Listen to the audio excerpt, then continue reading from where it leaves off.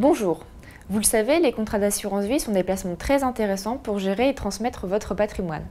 À votre décès, les capitaux sont versés à la personne de votre choix avec une fiscalité avantageuse.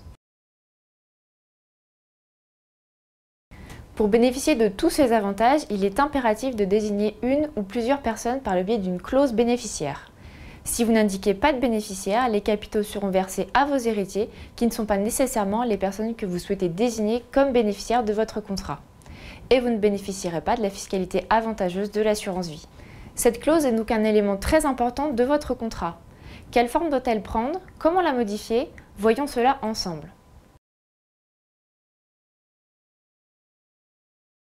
Généralement, le bénéficiaire est désigné sur le bulletin de souscription du contrat d'assurance vie.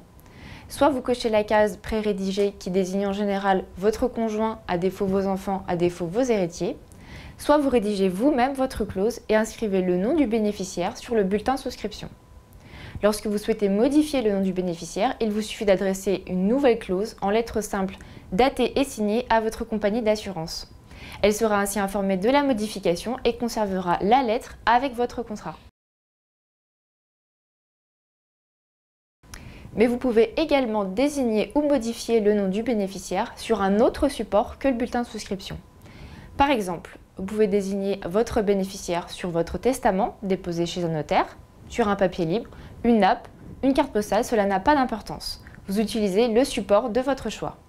Seule interdiction, vous ne pouvez pas désigner votre bénéficiaire oralement. Rédiger votre clause bénéficiaire en dehors du bulletin de souscription permet de la modifier facilement et à tout moment. Attention, je vous conseille de faire appel à un professionnel pour assurer la cohérence de vos souhaits et des contraintes juridiques et éviter que votre clause ne soit mal interprétée. Pensez notamment à finir votre clause par « à défaut mes héritiers » pour que les capitaux ne retombent pas dans votre succession. Et surtout, prévenez la compagnie d'assurance de la modification afin qu'elle verse les sommes au bon bénéficiaire le moment venu. Je vous explique pourquoi. Je souscris un contrat d'assurance vie et désigne A comme bénéficiaire. Quelques années plus tard, je change le bénéficiaire de mon contrat et désigne B. J'écris son nom dans mon testament que je conserve dans ma table de nuit. À mon décès, la compagnie d'assurance versera les sommes au seul bénéficiaire qu'elle connaît, A. B, découvrant quelques jours plus tard mon testament, ne pourra pas réclamer l'argent à la compagnie d'assurance et devra aller devant le tribunal pour récupérer les sommes détenues par A. Pour plus de sécurité, vous pouvez informer le bénéficiaire que vous l'avez choisi. Mais attention, vous prenez alors le risque qu'il accepte le bénéfice du contrat dans la foulée.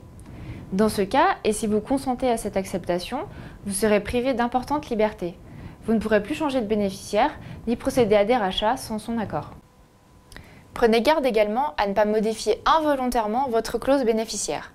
Par exemple, j'ai un contrat d'assurance vie à la poste dont le bénéficiaire est la personne A. Par ailleurs, je rédige un testament et je lègue tous les placements que je détiens à la poste à la personne B. On pourra en conclure que j'ai légué tous mes comptes à la poste, y compris mon contrat d'assurance vie, à la personne B. Vous voyez alors l'importance d'une clause soignée et réfléchie.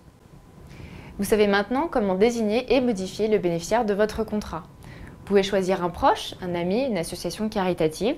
Vous pouvez indiquer un ou plusieurs bénéficiaires, imaginer des répartitions différentes ou prévoir un démembrement de propriété. Une multitude de solutions est envisageable. Nous vous divulguerons les trucs et astuces dans une prochaine vidéo. En attendant, je vous conseille de vous rapprocher de votre conseiller pour vous aider à rédiger votre clause bénéficiaire. Et quant à moi, je vous retrouve très bientôt.